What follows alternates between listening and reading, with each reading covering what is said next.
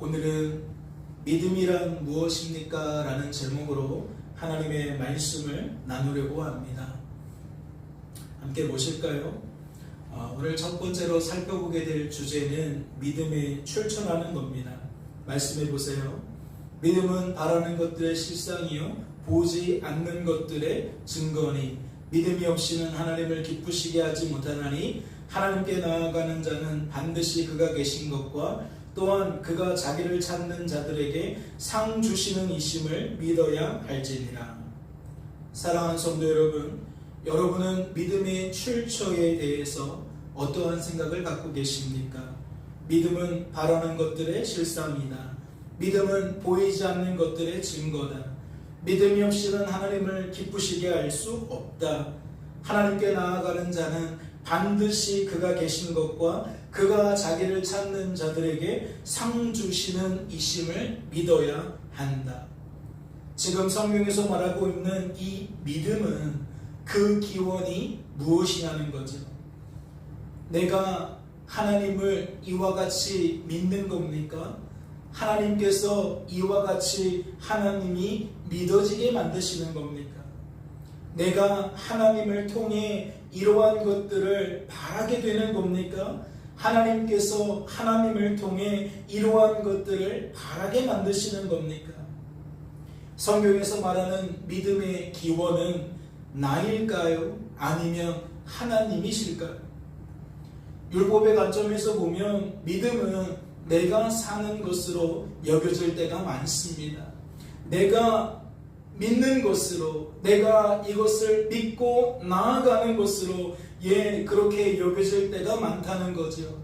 그래서 율법의 관점으로 보면 믿음이 없어서 불순종하는 것처럼, 믿음이 없어서 패역한 삶을 사는 것처럼, 믿음이 없어서 우리가 악을 행하는 것처럼 여겨지곤 합니다.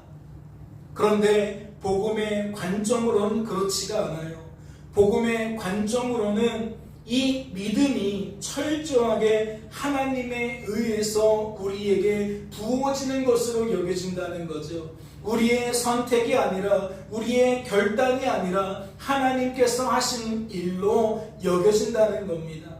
왜 그렇죠? 복음은 율법의 세상 속에서 내가 사는 것이 아니라 그리스도께서 사시는 것이라고 밝히 드러내시기 때문입니다.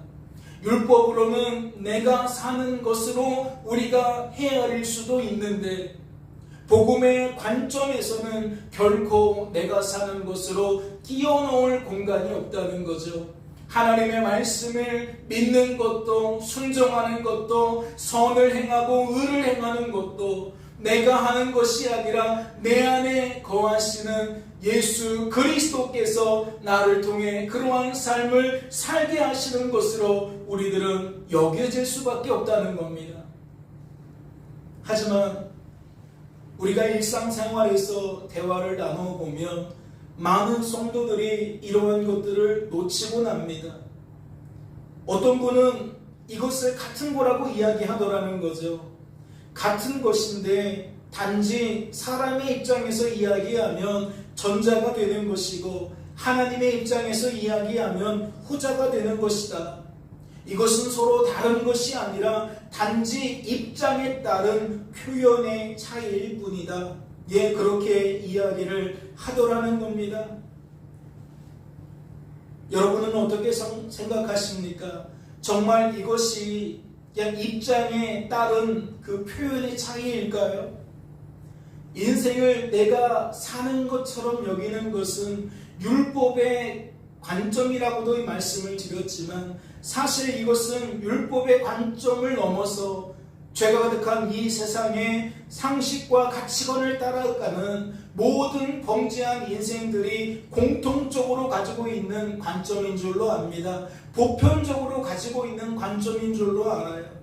즉 인생은 내가 주체라는 거죠. 내가 내 인생을 책임지고 가꾸고 또 살피고 또 아껴서 더 나은 내 삶을 만들어간다는 거예요. 하지만 거듭해서 말씀을 드리지만 복음은 그러한 틈을 내주지 않는다는 거예요. 세상에서 여기고 있는 그 헤아림으로 율법은 헤아릴 수 있는 틈을 내어주지만 복음은 그 틈을 막아버린다는 거죠. 구원받은 성도의 삶은 더 이상 내가 사는 것이 아닙니다. 더 이상 내가 사는 것이 아닙니다.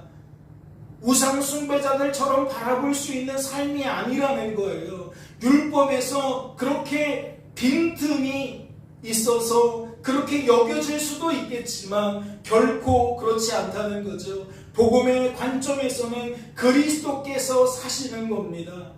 오직 하나님 때문에만 성도로 세워지고 성도로 보존되고 성도다운 삶을 살게 되어지는 것이라는 거죠.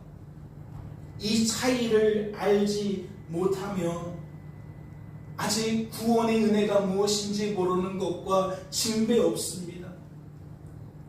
복음의 맛을 본 사람들, 복음의 열매를 맛보게 된 사람들, 그들은 결코 이것을 입장 차이라고, 표현의 차이라고 이야기할 수 없다는 거지요.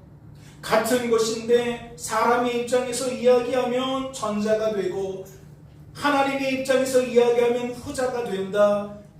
결코 그렇게 이야기할 수가 없다는 겁니다. 말씀을 보세요. 너희는 그 은혜에 의하여 믿음으로 말미암아 구원을 받았으니 이것은 너희에게서 난 것이 아니요 하나님의 선물이라. 행위에서 난 것이 아니니 이는 누구든지 자랑하지 못하게 함이라. 여러분, 복음을 설명하고 있는 이 말씀 속에서 여러분 무엇을 발견하게 되십니까? 지금 이 말씀을 곰곰이 되뇌어 보이시기 바라요. 꼼꼼하게 깊이 있게 한번 생각해 보시기를 바라요. 하나님께서는 무엇을 일컬어 하나님의 선물이라고 이야기를 하시는 겁니까? 지금 말씀을 잘 살펴보면 은혜가 나오고 믿음이 나오고 구원이 나옵니다. 행위도 나오고 자랑도 나와요. 하나님의 선물은 무엇을 포괄하고 있는 것일까요? 은혜만 하나님의 선물일까요? 믿음만 하나님의 선물일까요? 구원만 하나님의 선물일까요? 그렇지가 않죠. 말씀을 잘 보세요. 너희는 그 은혜에 의하여 믿음으로 말미암아 구원을 받았다라고 했어요. 그런데 이어지는 말씀이 어떠합니까? 이것은 너희에게서 난 것이 아니요 하나님의 선물이라는 거예요. 그리고 어떻게 말씀이 흘러갑니까? 행위에서 난 것이 아니니 이는 누구든지 자랑하지 못하게 함이라 라는 거예요. 하나님께 난 것과 행위에서 난 것은 결국 어떠한 차이를 내는 겁니까? 하나님이 낸 것과 내가 낸 것의 차이를 이야기하는 거예요. 그렇다면 내가 낸 것이 곧 행위이고 또 그것이 자랑거리가 된다는 이야기인데 말씀의 흐름은 이곳에 자랑거리가 있다는 거예요, 없다는 거예요? 자랑거리가 없다는 거예요. 이는 누구든지 자랑하지 못하게 함이라. 하나님께서 은혜, 믿음, 구원을 가지고 누구도 자랑하지 못하게 만드시려고 했다는 거죠. 이는 거꾸로 생각해 보면 어떠한 표현이 됩니까? 은혜는 철저하게 하나님 선물이다. 믿음은 철저하게 하나님 선물이다. 구원은 철저하게 하나님의 선물이다 라고 강조하고 있는 겁니다. 이 셋 중에 일부분만 선물이고 나머지는 선물이 아니다. 그럴 수가 없다는 거죠. 만약 그러한 논리라면 구절 말씀은 잘못된 말씀이라는 거예요. 결국 은혜와 믿음과 구원 중에 내 것이 포함될 수 있는 무언가가 존재한다면 우리는 그것을 가지고 뭐 할 수밖에 없어요? 자랑할 수밖에 없어요. 예를 들어 볼까요? 은혜는 하나님께 주어진 거, 구원은 하나님께 주어진 거, 오케이. 그런데 믿음은 나도 한몫을 거두는 거, 이렇게 해석이 되어져 버리면 결국 우리는 누군가한테 이야기할 때에 무엇을 자랑할 수밖에 없다? 믿음을 나타낸 나를 자랑할 수밖에 없다. 하나님은 지금 그러한 것들을 차단하기 위해 이 모든 것들을 하나님의 선물이라고 얘기했는데 우리는 엉뚱하게도 잘못 말할 수밖에 없다는 거죠. 다시 한번 말씀을 드립니다. 은혜와 믿음과 구원은 모두 하나님의 선물입니다. 하나님의 작품입니다. 하나님께서는 어째서 이것들을 하나님의 선물이라고 하셨을까요?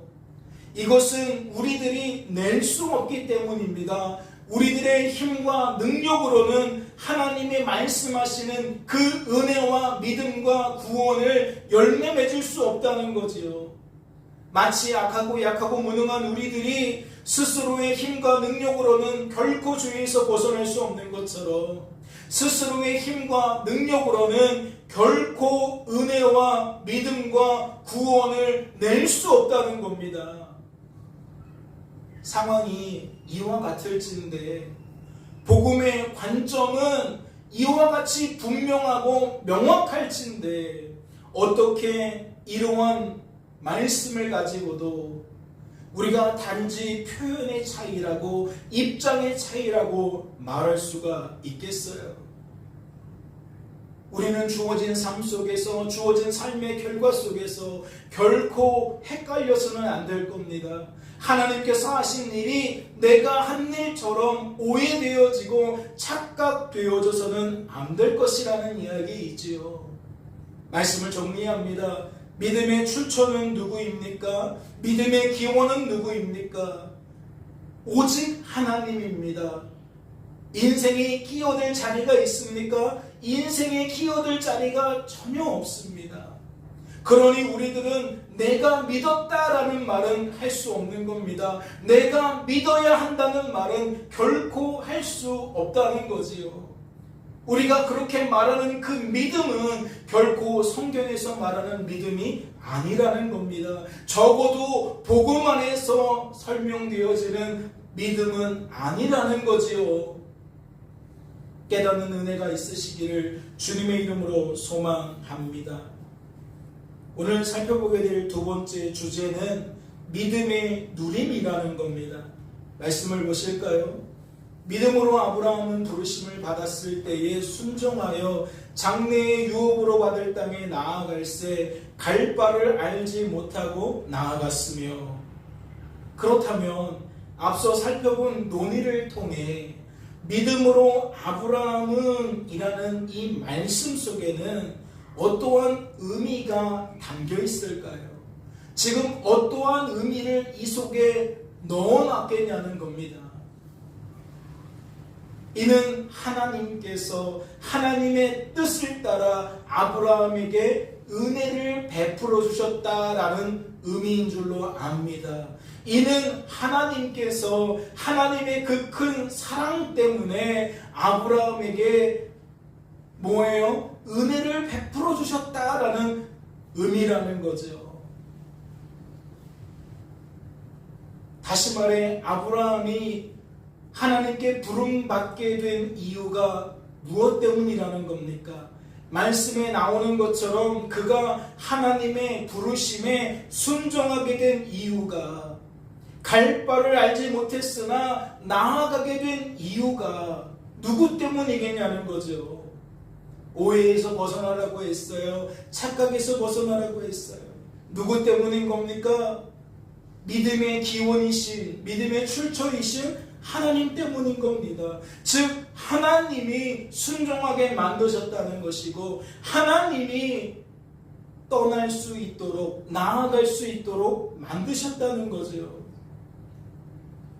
하나님은 믿음의 역사를 우리 안에서 일으키시는 분입니다.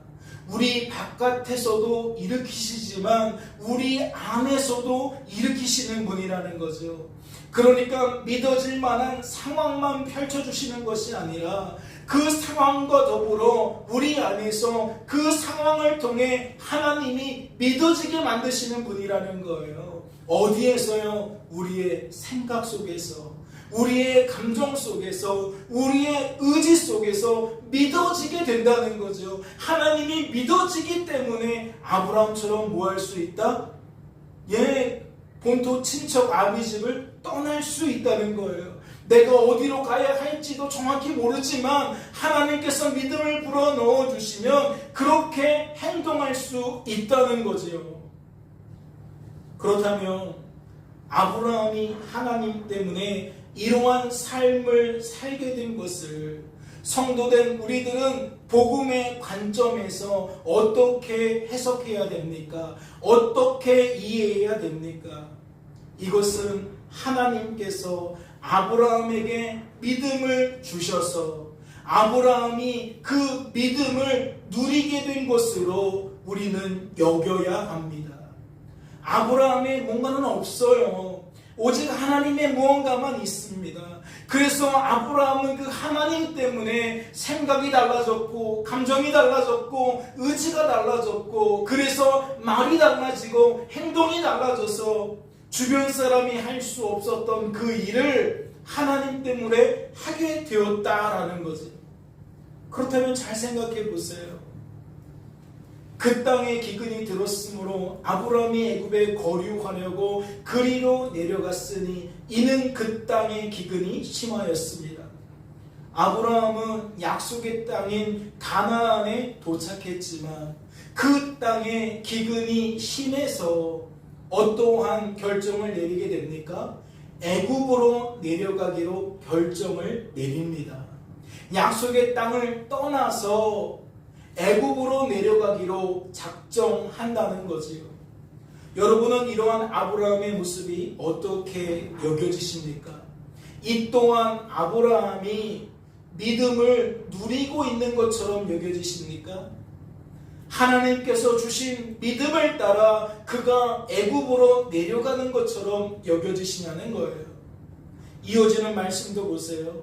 애굽 사람이 그대를 볼 때에 이르기를 이는 그의 아내라 하여 나는 죽이고 그대는 살리리니 원하건대 그대는 나의 누이라 하라. 그러면 내가 그대로 말미암아 안전하고 내 목숨이 그대로 말미암아 보존되리라 하니라.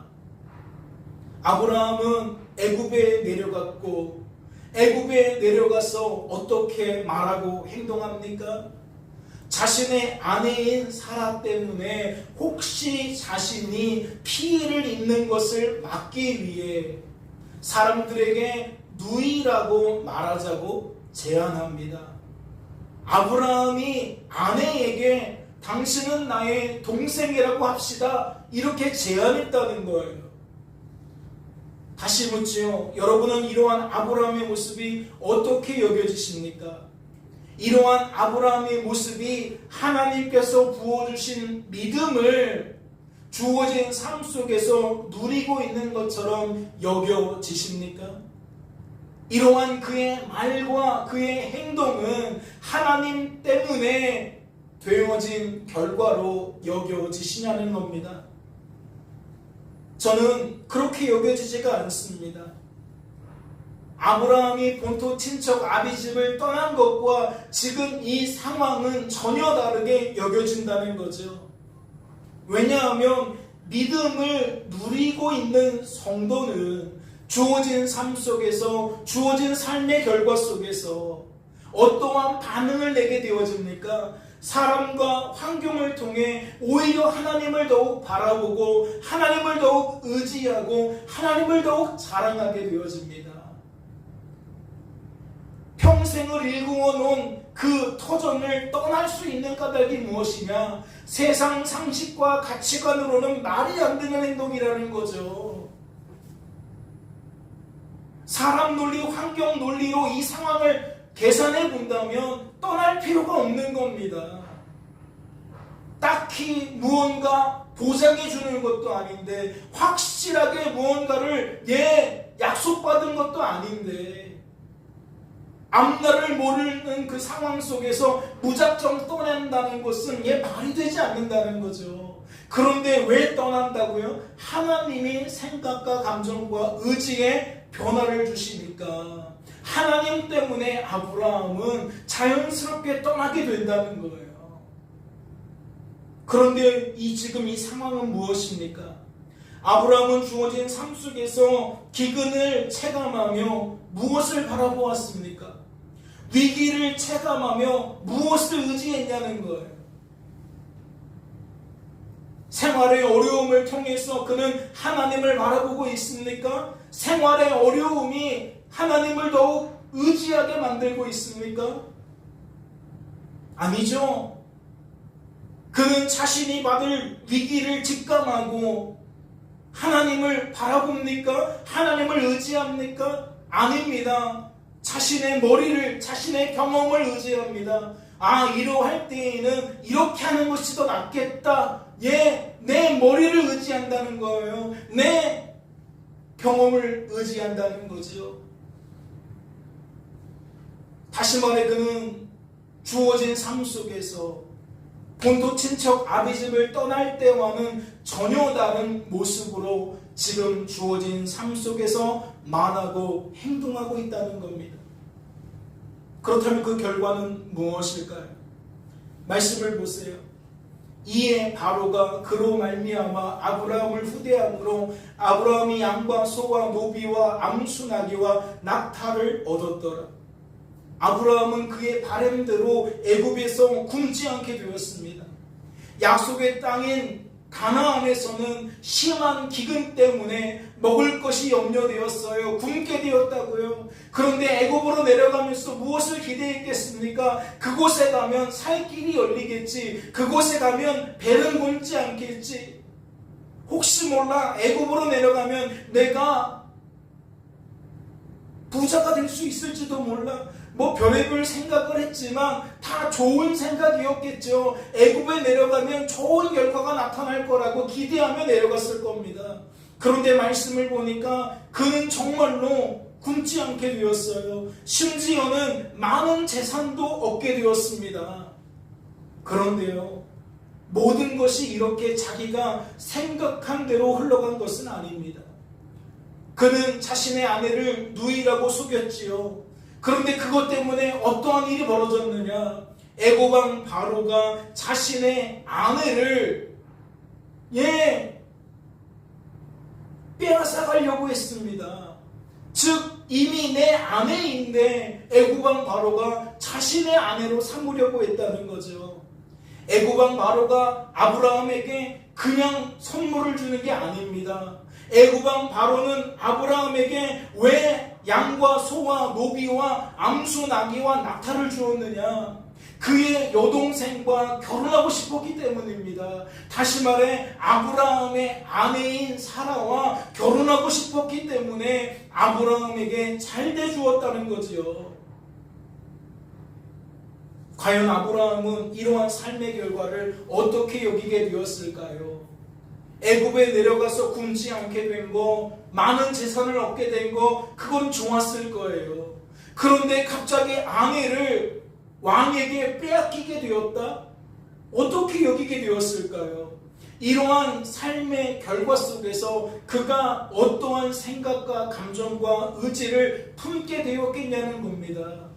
내 선택이 옳았구나, 내가 참 바른 결정을 했다, 그렇게 여길 수 있을까요? 기근을 피해 애굽에 내려온 것은 참 잘한 것이다 라고 생각할 수 있겠냐는 겁니다. 내가 피해를 입지 않기 위해 아내를 여동생이라고 속이기를 잘했다고 그렇게 생각할 수 있겠냐는 거죠. 재물보다 아내를 더욱 소중하게 여겼을 테니 그럴 수가 없겠죠.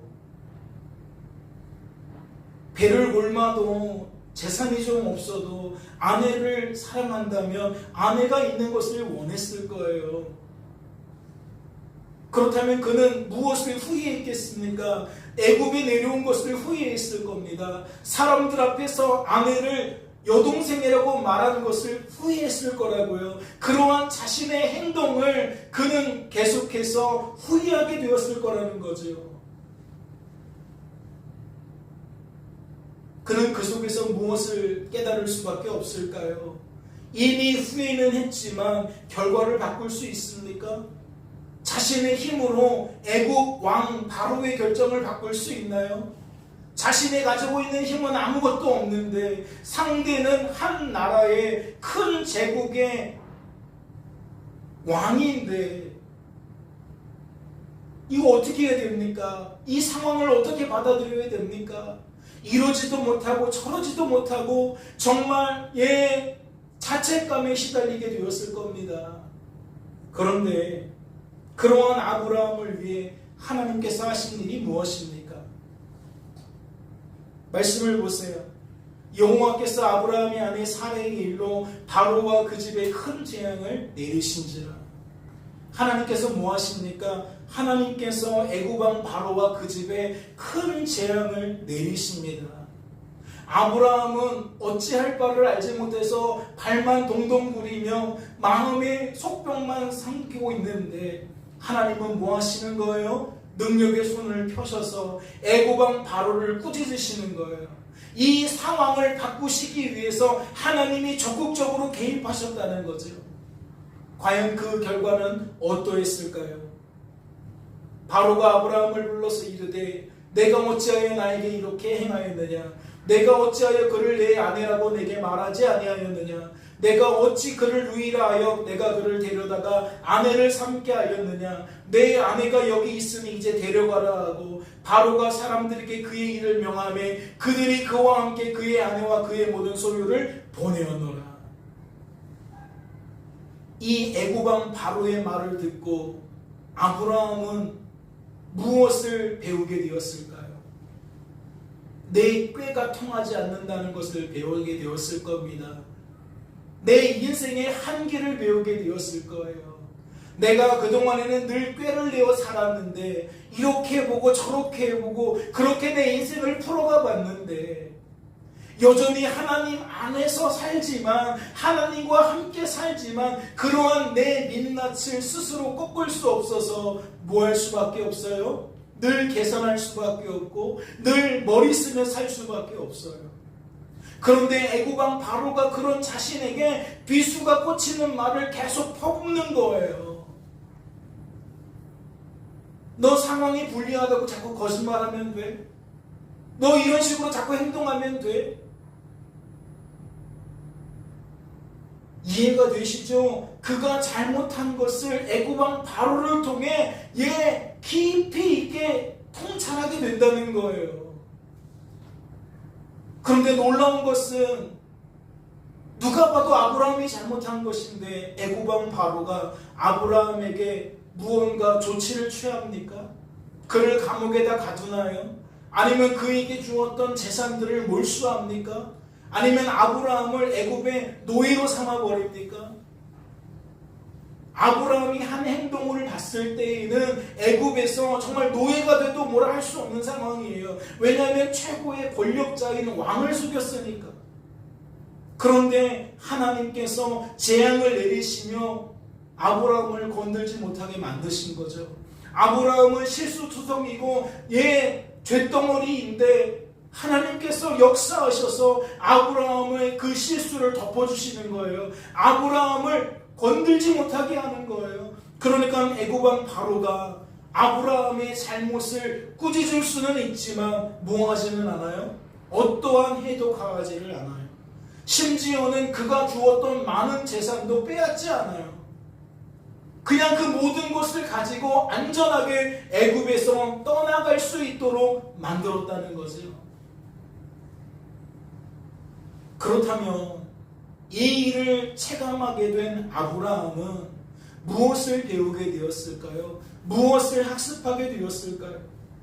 이제는 주어진 삶 속에서 하나님 주신 믿음을 따라 사는 게 무엇인지, 하나님과 동행하며 사는 것이 무엇인지 누릴 수 있었을까요?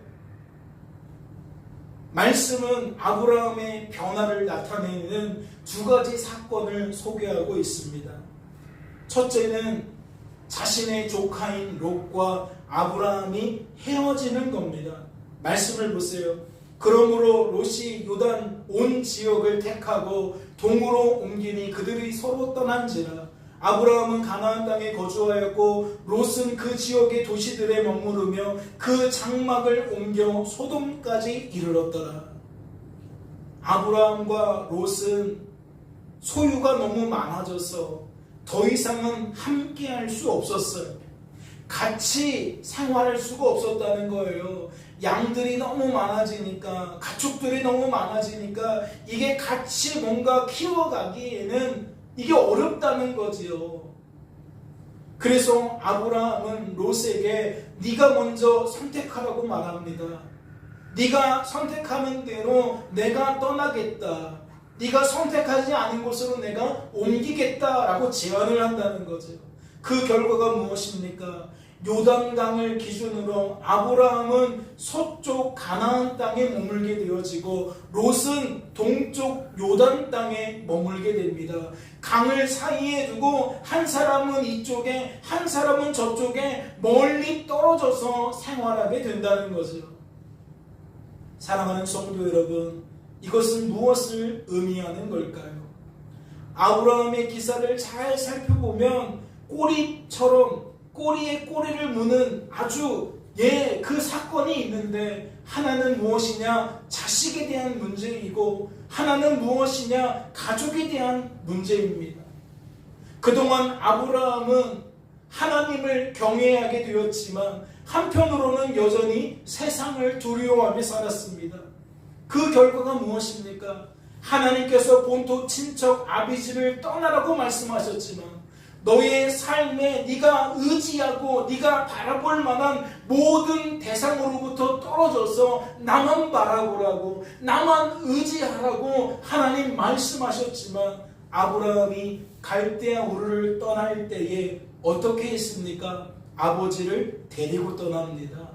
조카를 데리고 떠납니다. 하나님의 의도는 네가 온전히 하나님만 의지하고 하나님만 바라보며 살아라 라는 것이 하나님의 의도였는데, 아브라함은 떠나기는 떠나는데 여전히 자신이 혼자 떠나는 것은 두려웠다는 거죠.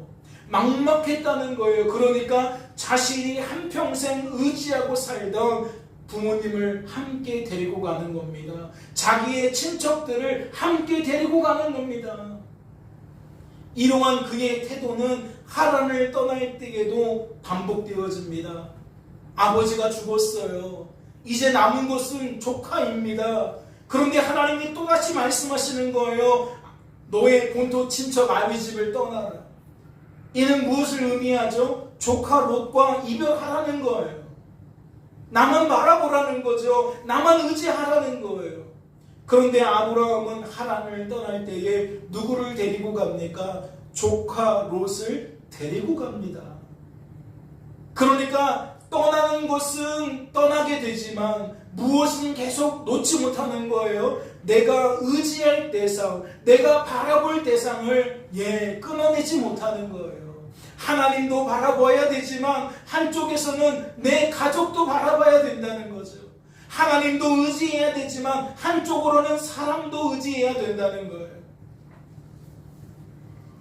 그런데 이러한 관점에서 아브라함의 행동을 바라본다면 기근을 피해 애굽으로 내려가는 것도 자신이 해를 입지 않기 위해 아내를 여동생이라고 속이는 것도 다 같은 맥락인 거죠. 하나님보다 내가 무언가를 바라보고 의지한다는 거예요. 그런데 그러한 아브라함이 갑자기 태도가 돌변합니다. 어떻게 태도가 돌변해요? 든든한 조력자라고 여겼던 조카와 이별을 하는 거예요. 헤어질 결심을 하는 겁니다.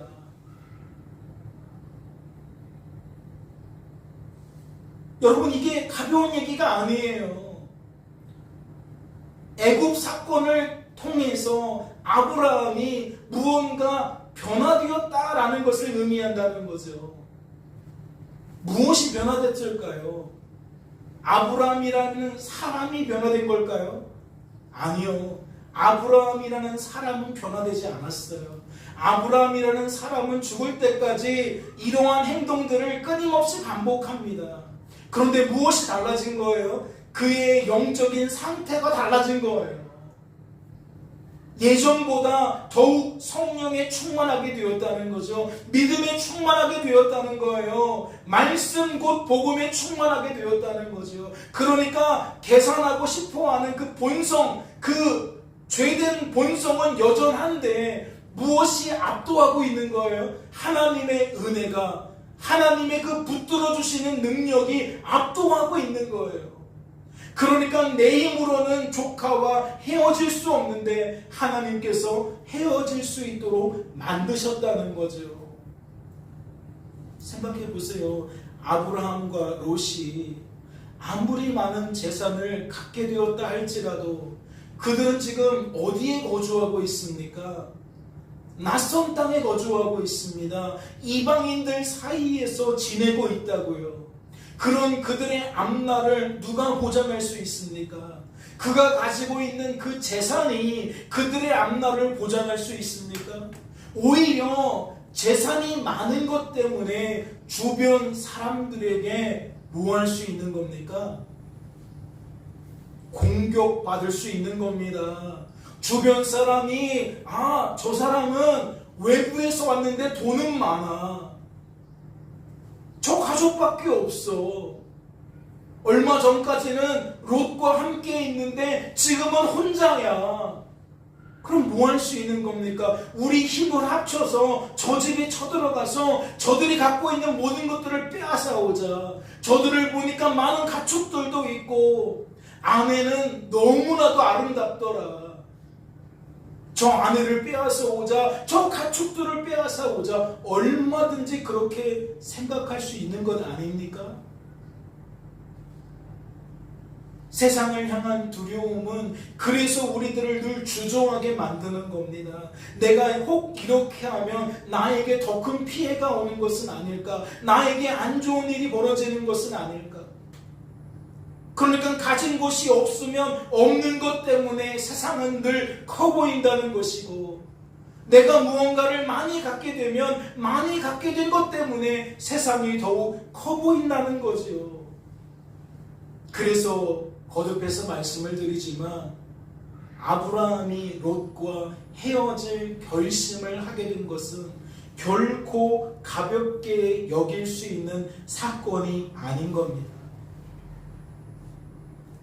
무엇 때문이겠습니까? 무엇 때문에 헤어질 결심을 하게 되었겠냐는 거죠. 표면적으로는 재산이 많아져서 목자들끼리 싸워서 그런 것처럼 여겨지지만 실상은 그런 게 아니죠. 하나님께서 역사하셨기 때문에 스스로는 끊어낼 수 없는 그것을 끊어낼 수 있었던 것인 줄로 압니다. 즉 아브라함은 하나님이 그에게 주신 믿음을 따라 그 믿음을 삶 속에서 누릴 수 있게 되었다라는 거지요. 믿음의 기원이요 믿음의 출처이신 하나님께서 아브라함을 붙들어 주시니까 세상을 보는 눈이 달라졌다는 거예요. 이게 조카가 있어서 내가 안전한 게 아니라, 재산이 많아서 내가 안전한 것이 아니라 나와 함께 하시는 하나님 때문에 나는 안전할 수 있는 것이구나 라고 생각이 달라졌다는 거예요. 이 마음이 달라졌다는 이 말이 이렇게 대단하고 이렇게 중요한 변화입니다. 여러분, 두 번째는 무엇일까요? 그 아브라함이 롯을 구출하는 사건입니다. 롯은 아브라함을 떠나서 요단 땅으로 갔다 그랬죠. 그는 요단 땅에 있는 번화한 성읍이었던 소돔에 정착하게 됩니다. 그런데 그 지역에 커다란 전쟁이 벌어졌어요. 그리고 그 여파가 어디까지 미쳤느냐? 롯이 살고 있었던 소돔에까지 미쳤습니다. 결국 소돔은 전쟁에서 패해요. 그러니까 소돔성에 거주하던 많은 사람들이 포로로 끌려간다는 거예요. 누구도 그곳에 살고 있던 조카 롯도. 그런데 아브라함이 요단 이쪽 편에서 그걸 듣게 된 거예요. 과연 아브라함은 어떻게 반응했을까요? 다시 한번 말씀을 드리지만 지금 자신의 조카를 포로로 잡고 있는 사람들은 만만한 세력들이 아닙니다. 아브라함이 감당할 수 있는 세력들이 아닙니다. 과연 아브라함은 어떻게 반응했을까요? 아브라함이 그의 조카가 사로잡혔음을 듣고 집에서 길리고 훈련된 자 318명을 거느리고 단까지 쫓아가서 그와 그의 가신들이 나뉘어 밤에 그들을 쳐부수고 다메섹 왼편 호박까지 쫓아가 모든 빼앗겼던 재물과 자기의 조카 롯과 그의 재물과 또 부녀와 친척을 다 찾아갔더라. 롯과 헤어질 결심을 하게 되었던 아브라함은 가나안 땅에서 조금씩 정착하게 되었습니다. 처음보다 재산이 늘어났다는 거예요. 식구들이 늘어났다는 거예요. 그리고 그 땅에 거주하던 사람들과 동맹도 맺었다는 겁니다. 그래서 집에서 사람들을 길러요. 훈련시킵니다. 그런 사람들이 무려 300명이 넘었어요. 그런데 그가 가나안 땅에서 얻게 되어진 그 세력이 지금 조카를 데려갔던 그 세력과 비교할 수 있는 대상입니까? 비교할 수 있는 대상이 아니에요.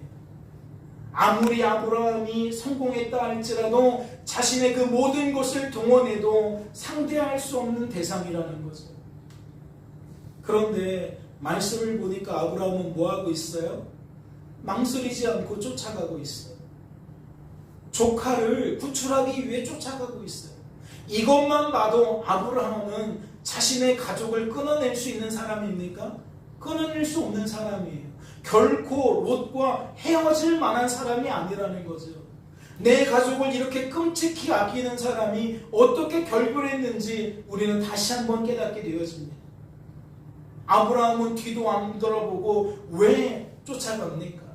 318명을 데리고 지금 어찌어찌 해볼 수 없는 상황이라고 누누이 말씀을 드리는데 왜 조카를 구출하기 위해 추격하냐는 거예요. 성도가 하나님을 믿는 마음도 있지만 세상이 두려워하는 마음도 공존하잖아요. 사랑하는 성도 여러분, 세상을 향한 두려움이 있을 때에 우리들이 아브라함처럼 행동할 수 있을까요?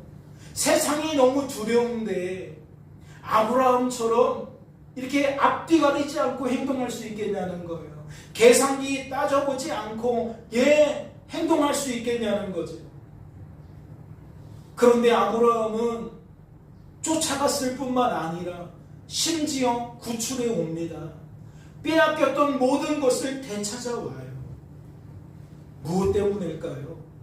지금 성경은 무엇을 말하고 싶어서 이와 같은 일들을 기록해 놓았을까요? 아브라함이 대단하다는 말을 하고 싶은 걸까요? 아브라함은 참 믿음의 사람이다, 놀라운 사람이다, 특별한 사람이다, 그 이야기를 하고 싶어서 지금 이러한 일들을 적어 놓았겠냐는 거예요. 아니에요. 계속해서 말씀은 무엇에 관점을 맞추고 있는 거냐? 아브라함을 강력하게 붙들어 주시는 하나님의 역사를 말하고 싶은 거예요. 아브라함은 변화없다니까요. 아브라함은 근본적으로 그리할 수 없는 존재라는 겁니다. 그런데 하나님이 그를 압도하니까 세상 상식과 가치관 위에서 행동하는 거죠. 초월해서 행동하는 겁니다. 다시 말해 하나님이 부어주신 믿음이 그의 삶 속에서 누려지니까 보편적인 사람으로서는 이해할 수 없는 그 행동을 아브라함이 지금 하고 있다는 거지요. 아브라함은 어떻게 롯과 헤어졌습니까? 아브라함은 어떻게 롯을 구출할 수 있었습니까?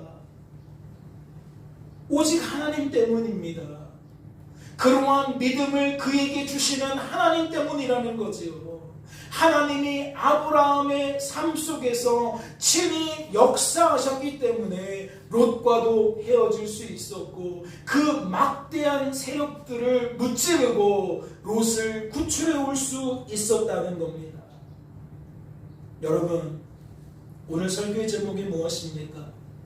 믿음이란 무엇이냐는 것. 세상에서 통용되는 믿음이, 율법에서 말하고 있는 믿음이 복음에서 말하고 있는 것과는 근본적으로 다릅니다. 우리는 복음을 통해 성경 전체를 바라볼 수 있어야 돼요. 세상에서 말하는 믿음이 아니라 하나님이 말씀하고 싶어하는 믿음이 무엇인지 바라볼 수 있어야 된다는 거지요. 아브라함은 아무것도 자랑할 게 없습니다. 롯과 행해진 것을 통해서 자랑할 게 없고 롯을 구출해 온 것을 통해서도 자랑할 게 없어요.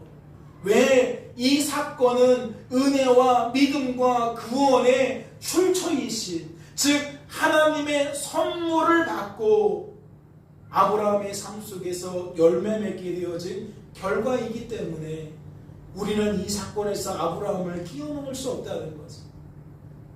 이제 한 달이 맞춰지고 있습니다. 여러분, 무슨 말 하고 지내셨습니까? 지난 한 달 동안 여러분들에게 주어진 삶 속에서, 그 결과 속에서 어떠한 말들을 쏟아내며 지내셨습니까? 새롭게 이제 7월달이 시작되어질 건데 7월달에는 여러분 어떠한 말들 하고 지내시겠습니까? 어떻게 행동하며 지내시겠습니까?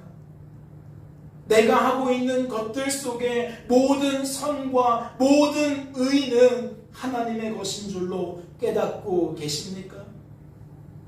하나님께서 우리 안에서 강하게 역사하시면, 압도하시면 우리들은 그것이 믿어진다니까요.